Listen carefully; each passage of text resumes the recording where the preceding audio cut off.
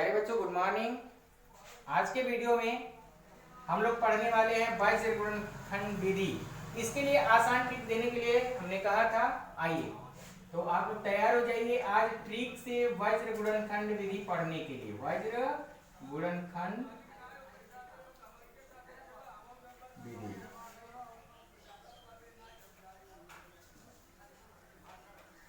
देखिए यहाँ हमको सबसे पहले दो चीजें याद रखनी है कि मानक समीकरण क्या होता है। दो चरों का मानक समीकरण क्या होता है, तो ax plus B Y plus C बराबर 0। ठीक है, और हम जानते हैं कि यहाँ दो चर हैं, तो दो चरों के लिए हमें दो समीकरण चाहिए। तो इसी को एक बार और लिख देते हैं, ax plus B Y plus C बराबर 0। और अंतर दिखाने के लिए दोनों में हम क्या करते हैं, तो इसको कह देते हैं ये a1 हो गया, b1 हो गया और यह c1 हो गया। इसी तरह ये a2 है, b2 है और ये c2 है। इस प्रकार से हम पा जाते हैं कि x का गुणांक a1, y का गुणांक b1 और अचर पद c1। इसी तरह नीचे दूसरे समीकरण में x का गुणांक a2, y का गुणांक b2 और अचर पद c2। इसके बाद आपको जो काम करना है वो है, आप ध्यान दीजिएगा, यहाँ पे एक चर राशि x है, तो एक x लिख देंगे और उसके अपॉन में इस तरह से खींच देंगे। इसी प्रकार दूसरी चर राशि हमारी क्या है, तो y है, इसके भी बटे में ऐसे खींच देंगे, इसके भी नीचे ऐसे बटे की लाइन खींच देंगे। और इसके बाद तीसरा जो अचर पद है उसके लिए हम लिख देते हैं 1 अपॉन। ये तीन चीजें इतना आपको कर लेना है कि x के लिए पहले मानक समीकरण, ये ध्यान रहे कि यहाँ पर दोनों में 0 होगा तभी यह रूल फॉलो करेंगे। ठीक है, यह रूल तभी हम अपनाएंगे जब यह दोनों में 0 मिले। तो यह x अपॉन फिर y अपॉन और ये 1 अपॉन, इतना तो हम कर लिए, इतना लिख लेते हैं। अब जरा ध्यान दीजिए, x का मान हमको निकालना है, तो x वाले टर्म को हम इस तरह से ढक लेते हैं। और जैसे ही हम ढक लिए तो हम क्या पाते हैं, ध्यान दीजिएगा, जैसे ही हमने ढक लिया तो देखिए, तो जो बचा अब तिरछा गुणा कर दीजिए, तो इसको कहते हैं b1 c2, यानी इससे इसमें गुणा कर देंगे तो हमको क्या मिलेगा, यहाँ पे मिल जाएगा b1 c2 और इसके बाद से माइनस का चिन्ह लगा देते हैं। ठीक है, यानी इसके गुणांक में से इसको ढकने के बाद ध्यान दीजिएगा, b1 c2 माइनस और फिर b2 c1, b1 c2 minus b2 c1। ठीक है, इसी प्रकार अब y के लिए करते हैं, तो y के लिए ध्यान दीजिएगा, वज्र में आप जानते हैं कि वज्र गुणनखंड विधि में w या v लेते हैं हम लोग। तो w लिखते समय ध्यान रखिए क्या होता है, वज्र गुणनखंड विधि यही ना है वज्र की। तो पहले हमने इस तरह से गुणा किया है, अब इसके बाद जब इसको हम ढकेंगे तो देखिए, पहली ये लाइन इस तरह थी, उसके बाद इस तरह था, अब दूसरी लाइन यह इस तरह होगी, उसके बाद से ऐसे, अर्थात y को ढकेंगे, जब हम y को ढकेंगे तो यहाँ a2 से गुणा करेंगे c1 में। ठीक है, तो ये हो जाएगा a2 c1 माइनस, ठीक है, और उसके बाद से हो जाएगा a1 c2। ठीक है, इसी प्रकार अब अचर पद हमको चाहिए, यहाँ अचर पद है तो अचर पद के लिए अचर पद को ढक देते हैं। अब जैसे अचर पद को ढक लिए तो ध्यान दीजिए, फिर वही क्या हो जाएगा, a1 b2 minus a2 b1। ठीक है, अब इसके बाद हम क्या करते हैं, हमको x और y का मान चाहिए। इसके लिए क्या करते हैं, तो लिखते हैं कि अनुपात, यहाँ 3 मिले हैं, एक पहला अनुपात, ये दूसरा अनुपात और ये तीसरा अनुपात। तो हम कहेंगे पहले और तीसरे अनुपात को लेने पर, प्रथम और तीसरे अनुपात को लेने पर, तीसरे अनुपात को, अभी सवाल इस पर हल करेंगे, पहले रूल देख लेते हैं, अनुपात को लेने पर। ठीक है, जब पहला अनुपात लेंगे तो x upon b1 c2 minus b2 c1 बराबर 1 upon a1 b2 minus a2 b1। ठीक है जी, अब यहाँ पे नीचे जो हर में है इसको भेज देते हैं यहाँ, और आप जानते हैं एक से गुणा करने पर कोई अंतर नहीं आता है, इसलिए हम लिखेंगे x बराबर क्या, तो b1 c2 minus b2 c1 upon a1 b2 minus a2 b1। यह हमारा x का मान प्राप्त हो जाएगा। इसी प्रकार जब हम y का मान निकालते हैं, किसका मान निकालते हैं, y का मान निकालते हैं, तो y बराबर हमको क्या मिलता है, आप लोग कर लीजिएगा, मैं डायरेक्ट लिखता हूं, ध्यान दीजिए, द्वितीय यहाँ पे लिखेंगे द्वितीय और तृतीय यानी दूसरे और तीसरे अनुपात को लेने पर, और जहाँ x है वहाँ y लिख करके बस ऐसे यानी दूसरे और तीसरे को ले लेंगे और सॉल्व करेंगे तो हमको मिल जाएगा a2c1 माइनस a1c2 और नीचे मिल जाएगा a1b2 माइनस a2b1। ठीक है, बस अब आगे इसी का हम दूसरा रूल देखते हैं कि यदि मान लीजिए कि यह समीकरण कुछ इस प्रकार हो, ध्यान दीजिएगा, इसी पर आगे बताते हैं कि अगर यह बराबर में 0 न देकर हमको कुछ इस प्रकार समीकरण दिया हो, ध्यान दीजिए इधर बराबर करके C1 हो और यहाँ बराबर करके C2 हो, तो इसके लिए हम क्या करते हैं, बस कोई अंतर नहीं करेंगे, बस इतना अंतर होगा, ध्यान दीजिए कि यहाँ पर हम -1 ले लेते हैं और कोई अंतर नहीं। ध्यान दीजिए, मानक समीकरण होता है तो हमने यहाँ पे प्लस लिया हुआ था, और जब यह मानक समीकरण के रूप में नहीं है, अचर पद उधर है, ठीक है, तो यहाँ पे हम -1 ले लेते हैं और बाकी सभी प्रक्रिया वही पुरानी वाली रहेगी, कोई अंतर नहीं होगा। यहाँ पे -1 आ जाएगा और जब यहाँ -1 आएगा तो यहाँ भी माइनस से गुणा हो जाता है और इसी प्रकार से इसमें भी माइनस से गुणा हो जाएगा, -1 से गुणा हो जाता है। बस, तो भाज्य गुणनखंड विधि आपको कैसी लगी? आइए एक क्वेश्चन भी देखते हैं, एक प्रश्न देखते हैं, एक प्रश्न को हल करते हैं।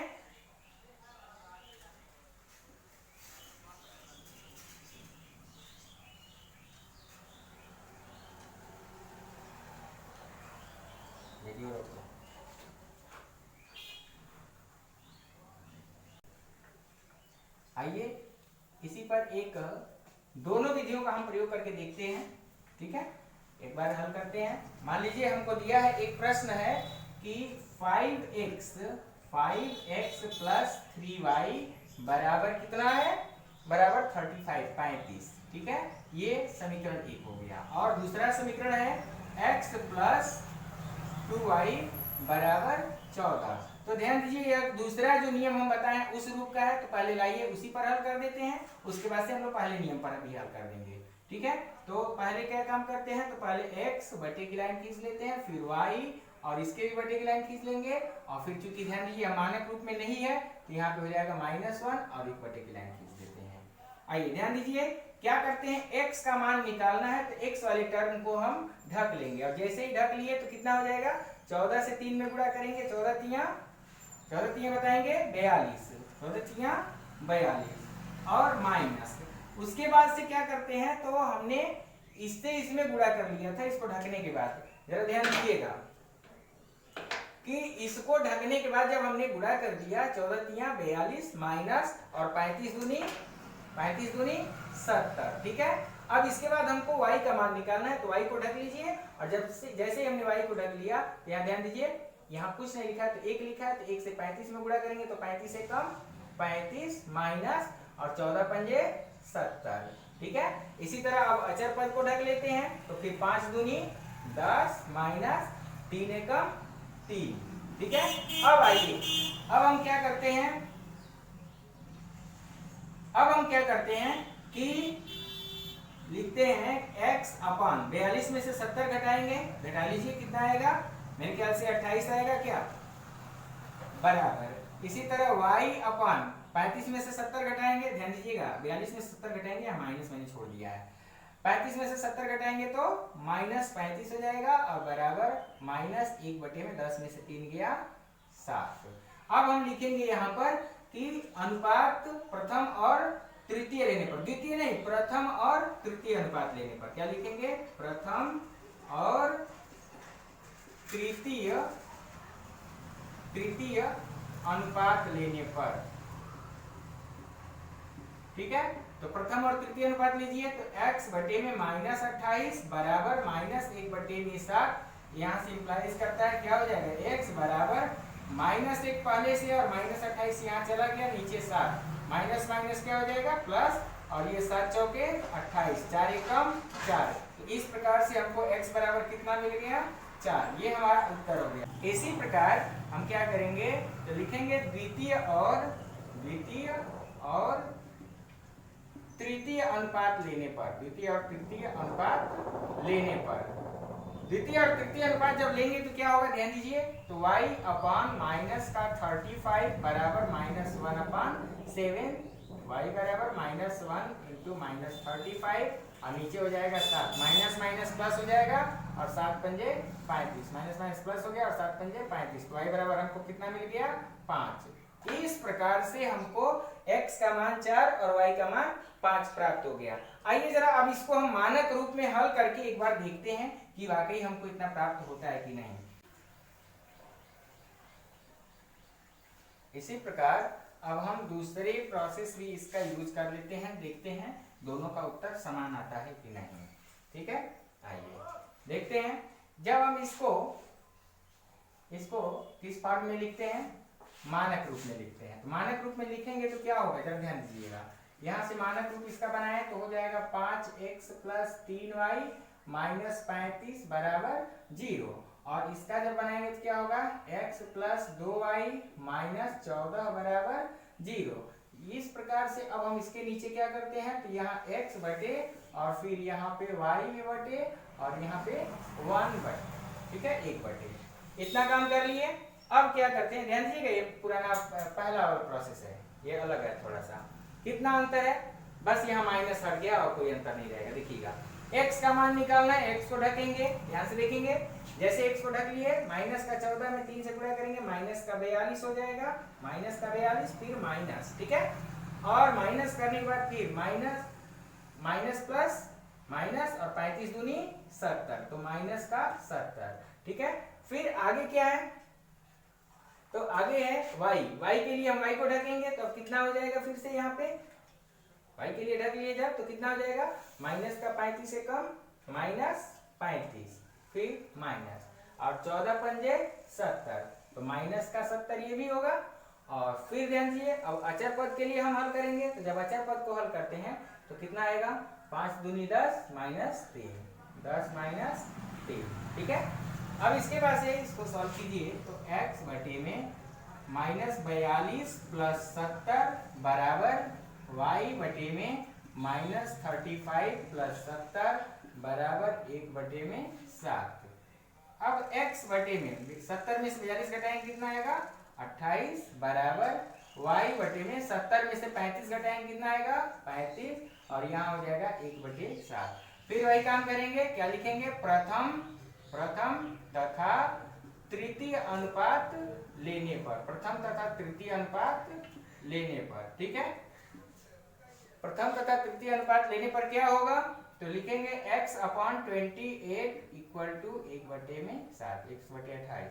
अब यहाँ से हम क्या लिखेंगे, तो x बराबर 1 × 28 बटे में 7, 7 चौके 28 बराबर कितना मिल गया, 4, तो x का मान हमको कितना मिला, 4, ठीक है। इसी प्रकार आइए यहाँ पे लिख देते हैं, क्या लिखेंगे, तो लिखेंगे द्वितीय तथा तृतीय अनुपात लेने पर, द्वितीय तथा तृतीय अनुपात लेने पर, ठीक है। जब द्वितीय और तृतीय अनुपात लेंगे तो क्या होगा, तो y बटे में 35 बराबर 1 बटे में 7, तो y बराबर क्या हो जाएगा, 1 × 35 बटे में 7, 7 पंजे 35, तो y बराबर कितना मिला, 5 एकम 5। अर्थात पिछले में ही रूल से आपने यही देखा कि x बराबर 4 और y बराबर 5 मिला था, इसको भी x बराबर 4 और y बराबर 5 प्राप्त हुआ है।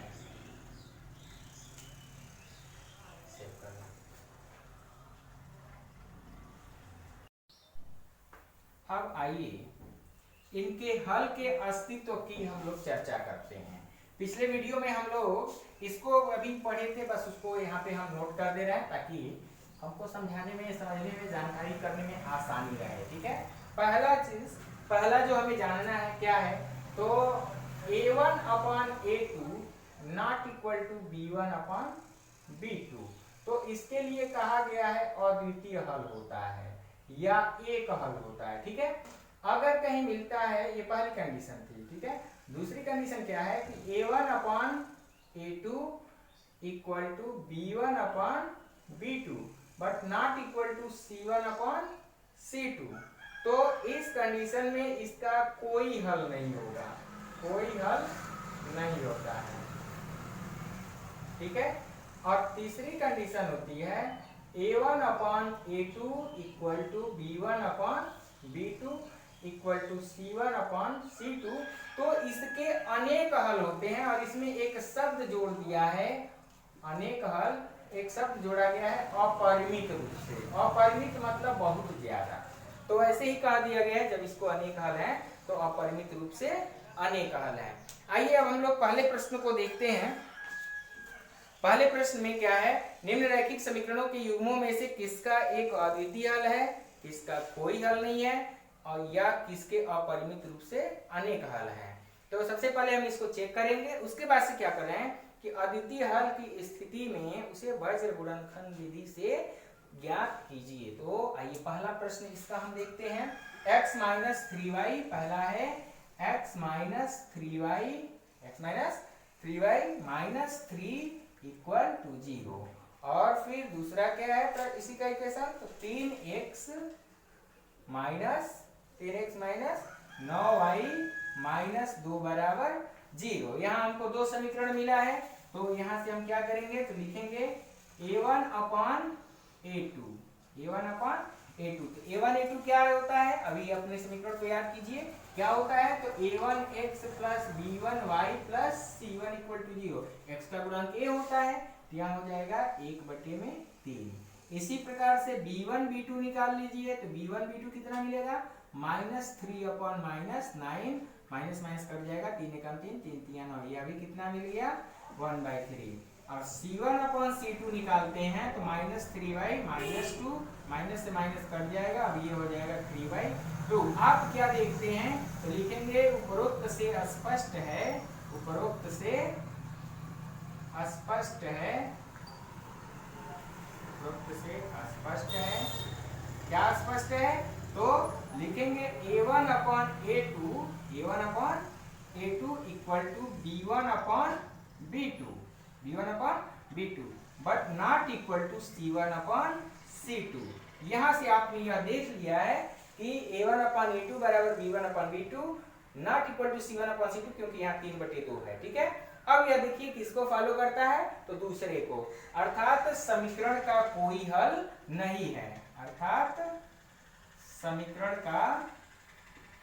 समीकरणों का कोई हल नहीं है। ठीक है, बस इतना ही करके छोड़ देंगे। ठीक है, आगे अब हम चलते हैं इसी के दूसरे पार्ट में, दूसरे हिस्से में। तो इसका दूसरा प्रश्न क्या कहा है, इसमें ध्यान देते हैं हम लोग, फिर से आइए। तो दूसरा प्रश्न है 2x plus y equal to 5, 2xy equal to 5, 2x plus y equal to 5। ठीक है, और क्या है, तो 3x plus 2y equal to 8, 3x plus 2y equal to 8। जरा ध्यान दीजिए, अब यहां भी हम वही काम करेंगे, क्या, तो लिखेंगे a1 अपॉन a2 बराबर, क्या मिलेगा हमको, a1 अपॉन a2 बराबर, तो लिखेंगे 2/3। इसी तरह b1 अपॉन b2 निकालेंगे, तो b1 अपॉन b2 बराबर हमको क्या मिलेगा, 1/2। यहाँ कुछ नहीं लिखा, 1 लिखा है, यहाँ 2 लिखा है। ठीक है, इसी प्रकार c1 अपॉन c2 निकालेंगे तो कितना मिलेगा, 5/8। ठीक है, अब देखिए यह a1 अपॉन a2 और b1 b2 आपस में खुद नहीं बराबर है, तीसरे को हम क्या देखें, तो यहाँ पे इस तीसरे को निकाले ना निकाले से मतलब नहीं है। अब हम लिख देंगे a1 upon a2 not equal to b1 upon b2। इसलिए समीकरणों के कौन से हल हैं, अद्वितीय हल हैं, अद्वितीय हल हैं। ठीक है, अब इसमें कहा गया है कि यदि समीकरण के अद्वितीय हल हैं तो उसे वज्र गुणनखंड विधि से हल कीजिए। तो आइए इनको हम वज्र गुणनखंड विधि से जरा हल करते हैं। ठीक है, तो इतना करने के बाद इसी के जस्ट नीचे अब हम क्या करते हैं, दोनों समीकरणों को उतार लेते हैं। ठीक है, और उन दोनों समीकरणों को उतारने के बाद जैसा कि हम अपना काम करते थे करेंगे, उसके जस्ट नीचे क्या लिखेंगे हम लोग, आइए इसको नीले पेन से लिखते हैं, x बटे में, फिर y, फिर बटे में, और यहाँ पे हो जाएगा -1। ध्यान दीजिए क्योंकि यह अपने मानक रूप में नहीं है। ठीक है, तो x बटे, तो x के लिए हम क्या करेंगे, फिर एक और ध्यान दीजिएगा, x को ढक लेते हैं। जब x को ढक लेंगे तो यहाँ 8 एकम 8, फिर माइनस, और फिर y को ढकेंगे, सॉरी 8 एकम 8 और 5 दूनी 10। अभी ये काम पूरा नहीं हुआ था। अब y क्या करें, तो y के लिए y को ढकेंगे तो कितना हो जाएगा, y के लिए ढक देंगे तो 5 तिया 15 माइनस 8 दूनी 16, 15 माइनस 16।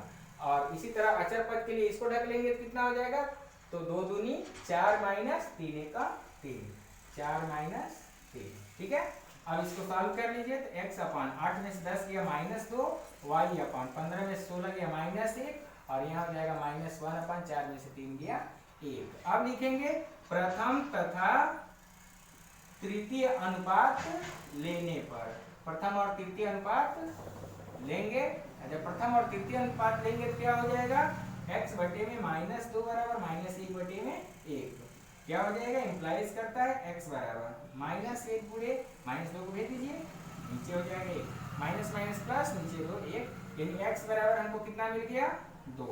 ठीक है, इसी प्रकार अब लिखेंगे द्वितीय और तृतीय अनुपात लेने पर, द्वितीय और तृतीय अनुपात।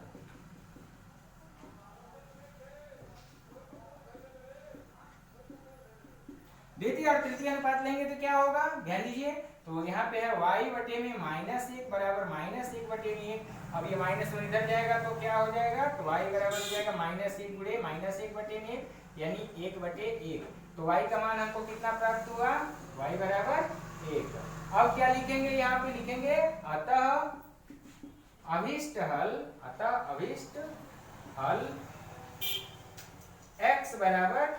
x बराबर 2 तथा y बराबर 1। बस ये आंसर हो गया। आइए इसी क्रम में अब हम लोग आगे तीसरे प्रश्न का सॉल्यूशन देखते हैं। जरा इसी का तीसरा देखें।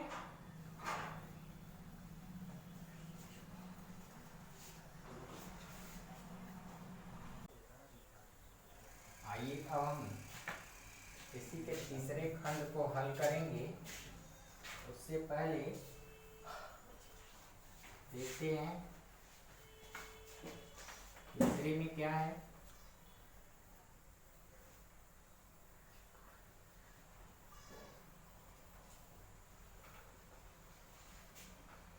तीसरा प्रश्न है 3x minus 5y equal to 20। पहले का तीसरा है 3x minus 5y equal to 20। ठीक है, और 6x माइनस 10y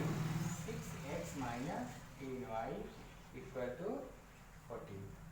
ध्यान दीजिए 3x माइनस 5y बराबर 20 और 6x माइनस 10y बराबर 40। दो समीकरण दे दिया। अब हम सबसे पहले यहाँ पे हम जांच करेंगे a1 अपान a2 बराबर क्या हो जाएगा, तो 3 बटे में 6, 3 एकम 3, 3 दूनी 6। इसी तरह b1 अपान b2 निकालते हैं तो b1 अपान b2 हमको क्या मिलेगा, तो b1 अपान b2 के लिए हो जाएगा माइनस 5 बटे में माइनस 10, यानी 5 एकम 5 और 5 दूनी 10 और माइनस माइनस कट जाता है। फिर इसी तरह c1 अपान c2 निकालते हैं तो c1 अपान c2 क्या हो जाएगा 20 बटे में 40, यानी 1 बटे में 2। ठीक है, अब इस प्रकार से हम देखेंगे, क्योंकि उपरोक्त से स्पष्ट है कि a1 upon a2 equal to b1 upon b2। देखिए तीनों बराबर आया है, a1 upon a2 equal to b1 upon b2 equal to c1 upon c2। अब यह इसके अनुसार जो हमारा प्रतिबंध है, उस प्रतिबंध के अनुसार समीकरणों के अपरिमित हल है, अर्थात समीकरणों के कैसे हल हैं, तो अपरिमित।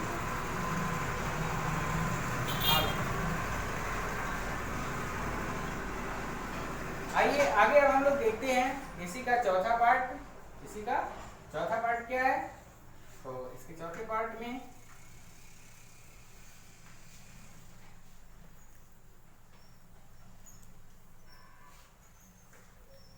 चौथा पार्ट है x minus 3y minus 7 equal to 0। और अगला क्या है 3x minus 3y minus 15 equal to 0। ठीक है, अब क्या करते हैं, यहाँ भी निकालते हैं हम लोग a1 अपान a2 बराबर क्या हो जाएगा, तो 1/3। b1 अपान b2 भी निकालते हैं हम लोग। ठीक है, तो b1 अपान b2 कितना मिलेगा, -3 अपान -3, दोनों कट के कितना हो जाएगा 1। और इसी प्रकार से C1/C2 भी हम निकालेंगे, कितना आएगा माइनस का 7 बटे में माइनस 15। लेकिन हमको C1 C2 निकालने से कोई मतलब नहीं है, क्योंकि हम ध्यान देंगे तो देखिए A1/A2 not equal to B1/B2, ये दोनों ही आपस में बराबर नहीं है, इसलिए समीकरण के अद्वितीय हल हैं। समीकरण के कौन से हल हैं? अद्वितीय हल हैं, ठीक है, अद्वितीय हल हैं। आगे अब हम कहेंगे इसलिए, अब चूंकि वज्र गुणनखंड विधि लगाना है तो वज्र गुणनखंड विधि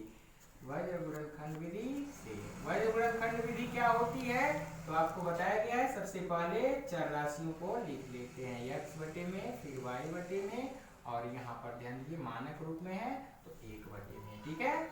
अब जब इतना लिख लिए तो अब क्या करेंगे हम लोग, x के लिए हम x का मान निकालने के लिए क्या करते हैं तो x को ढक लेते हैं। जब x को ढक लिए तो 15 तियां माइनस माइनस प्लस और 15 तियां 45, ठीक है, माइनस, फिर 7 तियां 21। फिर इसी तरह y का मान निकालना है तो y के लिए क्या करेंगे तो 7 तियां माइनस 21 माइनस, ठीक है। और फिर क्या करेंगे तो 15 एकम माइनस 15, ठीक है। और फिर जब 1 के लिए हल करते हैं तो कितना हो जाएगा 3 माइनस 1 का माइनस 3 1 का माइनस 3 और 3 तियां माइनस 9। अब इसको हल कर लीजिए तो कितना हो जाएगा x बटे में 45 में से 21 घटा दीजिए तो मेरे ख्याल से कितना आ जाएगा 24 बराबर ये कितना आ जाएगा y बटे में कितना हो जाएगा माइनस का 21 और प्लस का 15, ठीक है, बराबर 1 बटे में माइनस 3 प्लस 9। हल कर लीजिए कितना हो जाएगा x बटे में 24 बराबर y बटे में माइनस 6 बराबर 1 बटे में प्लस 6। अब क्या करेंगे तो लिखेंगे प्रथम तथा तृतीय अनुपात लेने पर, प्रथम तथा तृतीय अनुपात लेने पर, प्रथम और तृतीय अनुपात लेंगे तो क्या होगा तो हो जाएगा x/24 बराबर 1/6। इसको भेज देंगे तो x कितना हो जाएगा 24/6, 6 चौके 24, तो यहाँ से हमको x बराबर कितना मिल गया 4, ठीक है। इसी प्रकार लिखेंगे द्वितीय और तृतीय अनुपात लेने पर, द्वितीय और तृतीय अनुपात लेने पर, जब द्वितीय और तृतीय अनुपात लेने पर होगा तो क्या होगा तो y/6 इक्वल टू 1/6, इसको उधर भेज दीजिए तो हो जाएगा y इक्वल टू -6/6 यानी -1। अब लिखेंगे अतः अभिष्ट हल, अतः अभिष्ट हल क्या हो गया तो x बराबर कितना मिला है हमको 4 और y बराबर क्या मिला है तो y बराबर -1, यह हमारा आंसर हो गया। आज के वीडियो में बस इतना ही, और अगले दिन और भी अच्छे तरीके से इसको हम समझेंगे, ध्यान देंगे। अपने दोस्तों को लाइक शेयर करें और सब्सक्राइब करने के लिए कहें। धन्यवाद।